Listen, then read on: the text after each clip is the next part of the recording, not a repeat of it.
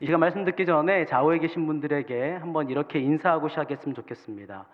더위에 지지 말고 하나님 은혜로 이깁시다. 더위에 지지 말고 하나님 은혜로 이깁시다. 더위뿐 아니라 여러분 삶의 많은 문제들 하나님의 은혜로 이길 수 있기를 주님의 이름으로 축복합니다.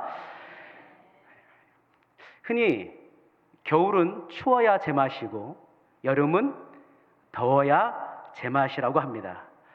하지만 이번 여름은 좀 지나친 것 같습니다. 너무 덥습니다. 정말 말 그대로 살인적인 더위가 계속되고 있습니다. 안타깝게도 올연질환으로 30명이 사망했습니다. 연일 뉴스에서는 열대야 기록이 경신되었음을 앞다투어 보도하고 있습니다.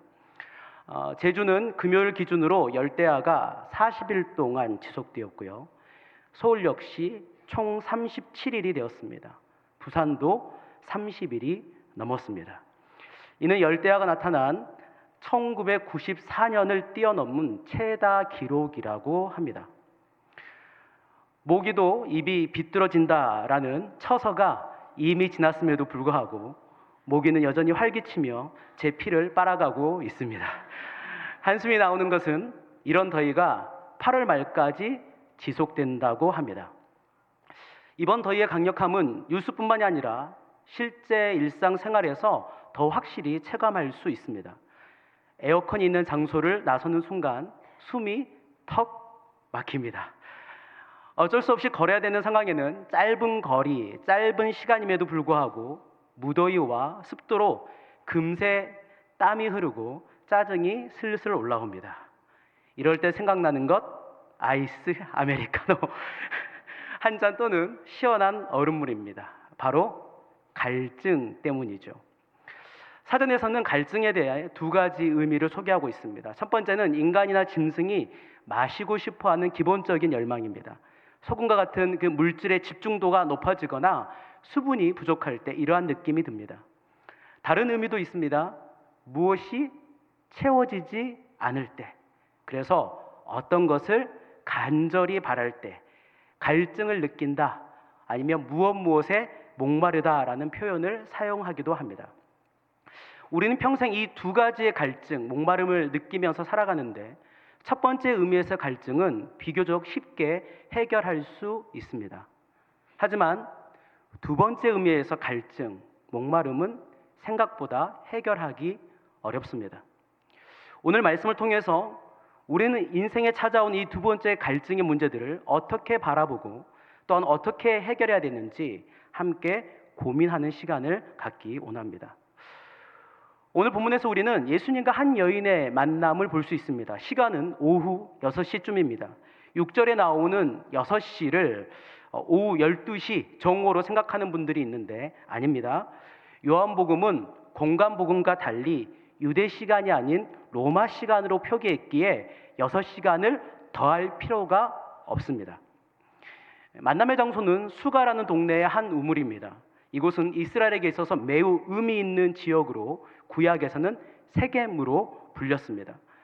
아브라함이 처음으로 하나님께 제사를 지낸 곳입니다. 요셉의 시신이 안치된 곳입니다. 이스라엘의 12지파의 근간을 이룬 야곱이 정착하고 땅을 산 곳입니다. 그 야곱이 우물을 판 곳으로 알려졌기에 야곱의 우물이라 불려졌습니다. 이곳에서 예수님을 만난 여인의 삶이 어떤지 17절, 18절 말씀을 통해 알 수 있습니다. 여자가 대답하여 이르되 나는 남편이 없나이다. 예수께서 이르시되 내가 남편이 없다 하는 말이 옳도다. 너에게는 남편 5이 있었고 지금 있는 자도 내 남편이 아니니 내 말이 참되도다. 여러분, 이 여인이 어떤 여인입니까? 남편 5이 있었는데 지금은 한 명이 있다. 그런데 그 남편도 여인의 남편이 아니다. 아주 복잡한 여인입니다. 물론 이것은 6번 결혼했다는 것을 말하지 않습니다. 지금 남편에 해당하는 헬라어 단어는 아네르인데 이 단어는 남편뿐만 아니라 남자라는 의미도 가지고 있기 때문입니다. 따라서 그녀가 앞서 5번 결혼을 했었는지 아니면 결혼을 하지 않은 채 5 남자와 살았는지 명확하지 않습니다. 하지만 본문에서 지금 있는 자도 내 남편이 아니니라는 이 표현을 통해 지금껏 이 여자와 함께 했던 남자들, 더불어 현재 함께 사는 남자 역시 합법적이지 않은 관계임을 알 수 있습니다. 여러분, 이 말을 들을 때 이 여인에 대해 즉각 떠오르는 생각이 무엇입니까? 문란하다이죠. 그런데 조금만 더 생각을 해보면 이 여인이 아픔 많은 여인임을 알 수 있습니다. 6번째 남자를 만났다는 것은 그것이 버림받은 것이든 이혼이든 아니면 사별이라 할지라도 5번의 헤어짐을 경험했다라는 것을 의미하기 때문입니다. 사실 이 여인은 타이에 의해서 이런 상황을 마주했을 확률이 매우 높습니다. 왜냐하면 팔레스타인 여성의 인권이 아주 열악했기 때문입니다. 이들은 인간으로서의 권리를 잘 보장받지 못한 것은 기본이고 쉽게 이혼당했었습니다. 예를 들면 이렇습니다. 만약 낯선 남자가 길을 물어보는데 결혼한 여자가 그 길을 알려줬습니다. 당연한 것 아닌가요? 그런데 그 장면을 본 남편의 마음이 불쾌했다. 충분한 이혼 사유가 되었습니다.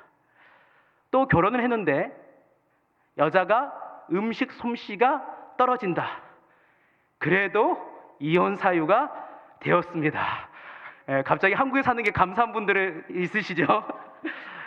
이것이 팔레스타인 여인의 실상이었기 때문에 어쩌면 그녀는 쉽게 버려졌을 수도 있었습니다.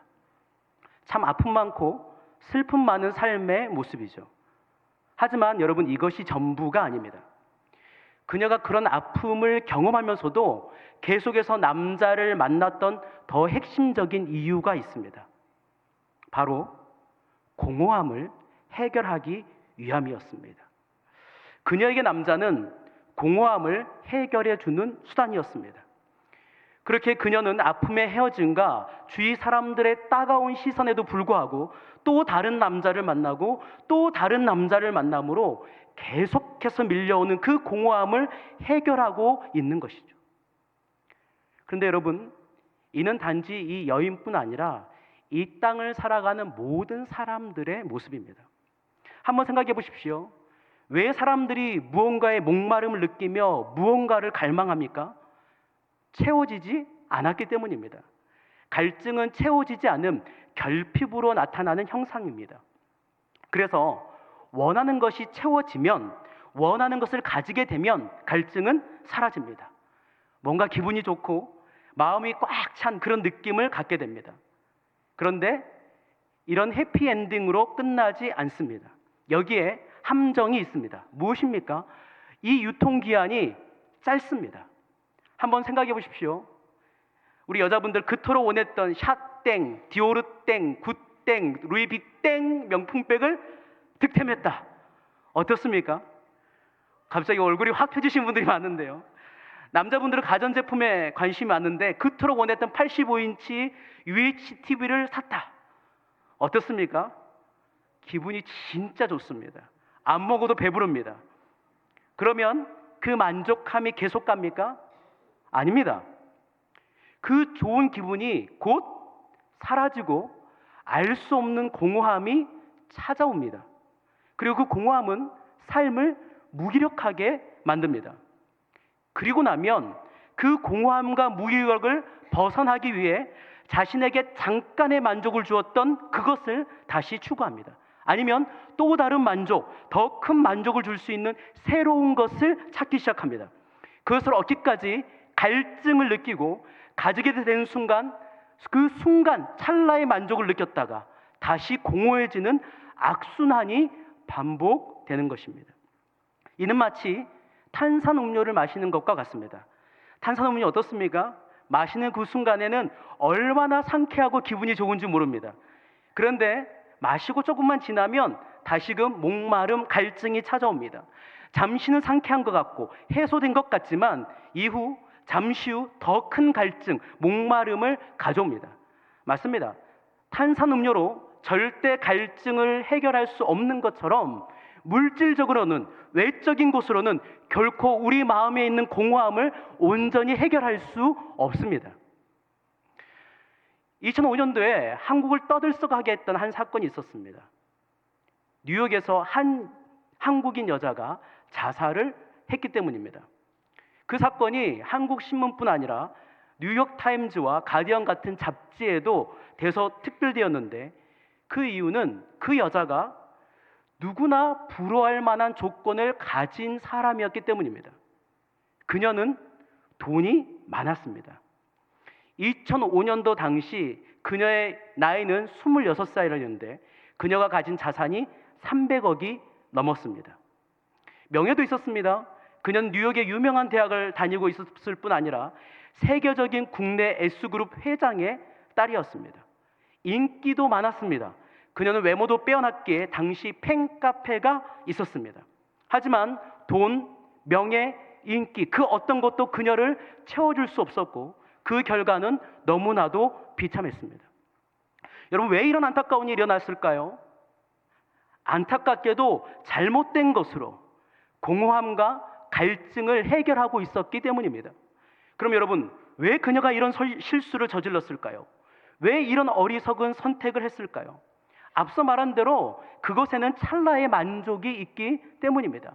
그 순간의 찰나의 만족을 느꼈기에 그것을 추구하는 것이죠.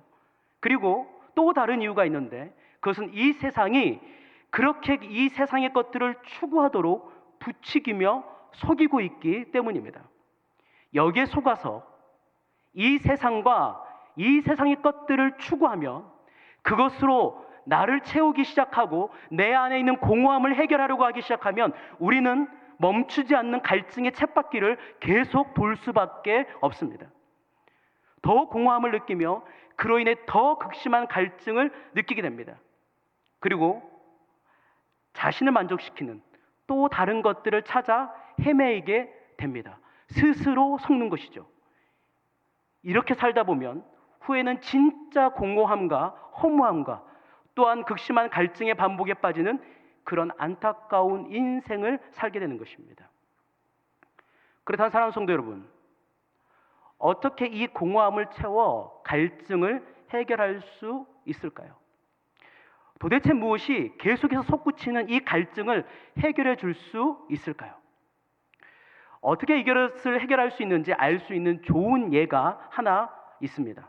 바로 가짜 식욕입니다. 가짜 식욕. 그 여유만만이라는 프로그램에서 이 가짜 식욕에 대해서 다뤘는데요. 간단히 말하면 진짜 배가 고프지 않는데 배고픔을 느끼는 것을 말합니다. 대표적으로 입이 심심하다라고 하는 것들이죠. 이유가 여러 가지 있고 유형이 다양하게 있는데요. 많은 경우는 인간관계의 결핍과 과도한 경쟁이 불러내는 스트레스와 불안, 분노, 외로움 등으로 인해 가짜 식욕이 발생한다고 합니다. 이를 다르게 말하면 심리적 허기, 감정적 허기라고 합니다. 이 가짜 식욕에 속지 않을 해결책을 거기서는 이렇게 마지막에 제시합니다. 배가 아닌 머리와 마음을 채워라. 가짜 식욕에 느껴지는 그 순간에 배가 아닌 머리와 마음을 채워라. 진짜 채워야 될 것을 채우면 가짜에 속지 않는다는 것이죠. 마찬가지입니다. 여러분, 마음을 채우게 될 때에 가짜 식욕에 속지 않는 것처럼 마음을 채울 때, 영을 채울 때 갈증을 해결할 수 있는 것입니다. 그런데 여기서 우리는 또 한 가지의 어려움에 직면하게 됩니다. 왜냐하면 마음을 채우는 일, 이것이 말처럼 쉽지 않기 때문입니다. 이를 위해서 어떤 사람들은 독서를 선택합니다. 명상을 합니다. 수행을 합니다. 다른 사람을 돕는 일에 열심을 냅니다. 이것이 도움이 되긴 합니다. 물질적인 것보다 더 오래 가긴 합니다. 하지만 이것의 유통기한 역시 그렇게 길지 않습니다. 어느 순간 알 수 없는 공허함과 그로 인한 갈증이 반복되는 현상이 나타나게 되는 것이죠. 그렇다면 여러분, 진짜 이 문제를 해결할 방법이 없을까요? 진짜 해답이 없을까요? 아니요, 해답이 있습니다. 오늘 본문의 말씀이 우리에게 그 해답을 알려주고 있습니다. 자, 13절과 14절 말씀인데요. 우리 한번 13절과 14절 말씀 한번 다 같이 한번 읽도록 하겠습니다. 예수께서 대답하여 이르시되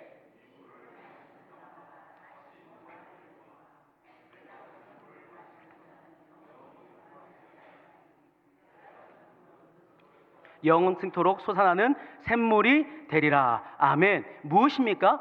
예수 그리스도, 우리 예수님이십니다. 예수님을 통해서 인생의 공허함, 그 갈증의 문제를 온전히 해결할 수 있습니다. 왜냐하면 예수 믿는 자는 영생을 위하여 솟아나는 물의 샘을 가지고 있기 때문입니다. 물의 샘은 결코 마르지 않는 풍족한 원천을 말하는데 바로 성령님입니다. 이 성령님을 통해 일어나는 일, 1차적으로는 영원한 생명입니다. 성령님이 계시면 영원한 생명을 가지게 되죠. 이와 더불어 주어지는 것, 하나님과의 풍성한 교통입니다. 쉽게 말하면 예수 믿는 모든 자에게 주시어 내주하시는 성령님으로 영원한 생명을 가질 뿐 아니라 하나님과 풍성한 교제를 영원히 할 수 있도록 해주시겠다는 뜻입니다. 네, 맞습니다, 여러분. 이것이 해답입니다. 왜냐하면 사람은 영적인 존재이기 때문입니다.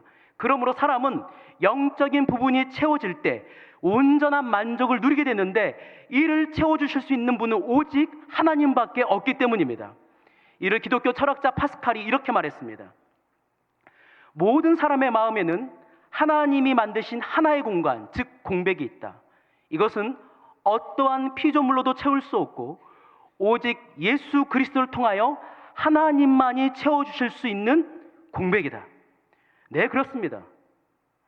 예수 그리스도와 그분의 영으로 채워져 있지 못한 자들은 아무리 많은 것을 소유했다 할지라도, 또한 아무리 많은 것을 계속 가지게 된다 할지라도 곧 끊임없는 갈증, 목마름, 그리고 공허함을 경험할 수밖에 없습니다. 가장 근본적인 부분이 채워지지 않았기 때문입니다. 하지만 예수 믿는 자는 다릅니다. 이미 예수님과 성령님으로 가장 근본적인 부분이 채워져 있습니다. 또한 어떤 상황에서도 결코 마르지 않는 성령님이 그 영혼 가운데 계십니다. 그래서 삶을 살아가면서 크고 작은 다양한 결핍의 문제들을 만나지만 성령님으로 인해 그 모든 결핍을 뛰어넘는 만족과 기쁨과 평강을 누리며 살아갈 수 있는 것입니다. 오랜 기간 동안 한국교회 성도들에게 사랑받는 찬양이 있습니다. 나 가진 재물 없으나, 나 남이 가진 지식 없으나, 나 남에게 있는 건강이 있지 않으나, 나 남이 없는 것 있으니로 이어져가는 송명의 시인의 나라는 찬양입니다. 우리 모두가 알다시피 송명의 시인은 어렸을 때 의사의 실수로 뇌를 다쳐 중증 소아마비 환자가 되었습니다. 입과 온몸이 비틀어져서 걷는 것은커녕 아주 작은 곳조차 혼자 할 수 없었습니다. 그런 자신의 모습에 낙심하여 몇 번이나 자살을 시도했지만 그조차도 자기 마음대로 할 수 없었습니다. 그런 그녀가 예수님을 만나게 되고 삶이 완전히 바뀌게 됩니다. 그리고 그녀는 많은 간증을 통해서 큰 감동과 위로와 힘을 줍니다. 그런 그녀에게 뜻밖의 기회가 생겼습니다. 당시 극도방송의 부사장님이었던 임경석 장로님이 송명희 시인에게 치료를 권한 것입니다. 그것도 미국에서 치료 전액을 다 대주겠다는 파격적인 제안이었습니다. 그 제안에 송명희 씨는 이렇게 대답했습니다. 난 이대로가 좋아요. 주님이 만들어주신 이대로 그냥 살겠어요. 여러분, 어떻게 이런 고백이 가능합니까? 자신의 마음과 영혼을 적시신 예수님과 예수 그리스도의 영이신 성령님으로 그 안에 있는 공허함이 채워졌고 그로 인한 갈증이 사라졌기 때문입니다. 성령의 시인만이 아닙니다. 예수 그리스도와 그분의 영이신 성령님으로 가득 채워져 있는 자들, 그들은 소유의 정도와 상관없이, 그들의 삶에 직면하고 있는 그 외적인 문제들의 크기와 상관없이 그 모든 것을 뛰어넘어 행복하고 풍성하고 자유롭고 넉넉하며 만족함을 누리고 감사하며 평안을 누리며 살아가고 있습니다. 믿음의 선배인 사도 바울이 이를 너무나도 선명하게 보여주고 있지 않습니까? 그는 빌립보서 4장 12절 13절에서 이렇게 고백합니다. 나는 비천에 처할 줄도 알고 풍부에 처할 줄도 알아. 모든 일, 곧 배부름과 배고픔과 풍부와 궁핍에도 처할 줄 아는 일체의 비결을 배웠노라. 내게 능력 주시는 자 안에서 내가 모든 것을 할 수 있느니라. 여러분, 이 말씀은 단순히 I can do it, 내가 모든 것을 할 수 있다라는 것을 말하는 것이 아닙니다. 하나님과의 풍성한 교제 속에 있기 때문에, 하나님과의 풍성한 교제 속에서 이미 만족을 누리며 살아가고 있기 때문에 없어도 그것에 만족하며 살아갈 수 있고 있어도 그것을 누리며 살아갈 수 있다라는 고백입니다. 여러분, 이것이 그리스도인들만이 누릴 수 있는 은혜이며 이것이 그리스도인들이 이 세상을 살아가는 방식입니다. 사랑하는 성도 여러분, 여기서 우리는 진솔하게 질문을 해봐야 합니다. 예수 믿는 그리스도인이면 누구나 이미 공허함과 갈증에 대한 해답을 가진 자들인데 여러분들은 어떠하십니까? 그리스도인만이 누릴 수 있는 상황과 환경을 뛰어넘는 그 평강, 그 만족을 누릴 수 있는 이 은혜를 여러분들 누리고 계십니까? 아니면 예배 자리에 나오고 다양한 섬김의 봉사도 하고 계시지만 해결하지 못하는 공허함으로 인해 힘들어하고 계시지는 않습니까? 아니면 예수님 모르고 성령님이 없는 세상 사람들처럼 곧 다시 더욱 목마르게 할 결코 해답이 될 수 없는 세상의 것들에 마음 빼앗겨 그것을 과도하게 추구하고 계시지는 않습니까? 심지어 그것에 휘둘리며 그것이 아니면 내가 만족을 느낄 수 없는 것처럼 착각하고 살아가고 계시지는 않습니까? 물론 단순한 외적인 결핍으로 인한 힘듦일 수도 있지만 그보다 마음, 영적인 메마름의 문제일 확률이 높습니다. 그래서 예전에 유명했던 어떤 목사님이 설교 중간에 이런 말을 했습니다. 밤에 라면을 먹는 것은 영적 공허함 때문이다. 밤에 라면을 먹는 것은 영적 공허함 때문이다. 웃고 넘어갈 이야기가 아니라 자신을 돌아보아야 될 이야기입니다. 만약 그렇다면, 만약 여러분이 이 세상의 것들을 과도하게 추구하고 있다면, 또한 교회 안에 나와 예배를 드리고 이곳에 그리스도인이라 얘기하지만 여러분 가운데 참 만족과 기쁨이 없다면 이제 세상의 속임수에 벗어나 진짜 해답을 통해 공허함에서 벗어나야 합니다. 곧 사라질 것에 여러분들의 마음과 시간을 쏟는 어리석음에서 벗어나야 합니다. 여러분, 이를 위해서 해야 되는 것이 무엇일까요? 우리는 다시 한번 이 요한복음의 말씀, 주님의 말씀에 귀 기울 필요가 있습니다. 오늘 본문 아니지만 요한복음 7장 37절과 38절 말씀입니다. 제가 읽어드리겠습니다. 명절 끝날 곧 큰 날에 예수께서 서서 외쳐 이르시되 누구든지 목마르거든 내게로 와서 마시라. 나를 믿는 자는 성경의 이름과 같이 그 배에서 생수의 강이 흘러나오리라. 흘러나오리라.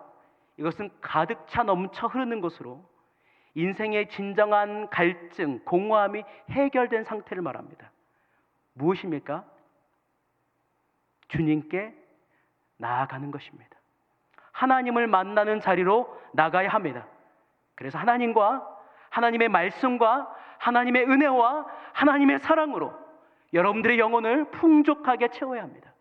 하나님과 깊은 교제에 나아간 자들, 그들은 마치 시편 1편에 나온 시냇가에 심겨진 나무와 같습니다. 그는 시냇가에 심은 나무가 철을 따라 열매를 맺으며 그 잎사귀가 마르지 아니한 같으니 그가 하는 모든 일이 다 형통하리로다. 아멘. 마르지 않습니다. 언제나 푸르고 갈증을 느끼지 않습니다. 왜냐하면 그 안에 참된 생명수가 끊임없이 흘러나오며 그 생명수를 계속해서 마시며 누리고 있기 때문입니다. 사랑하는 성도 여러분, 이제 말씀을 정리합니다. 이제 8월이 지나고 최고의 계절 가을이 돌아옵니다.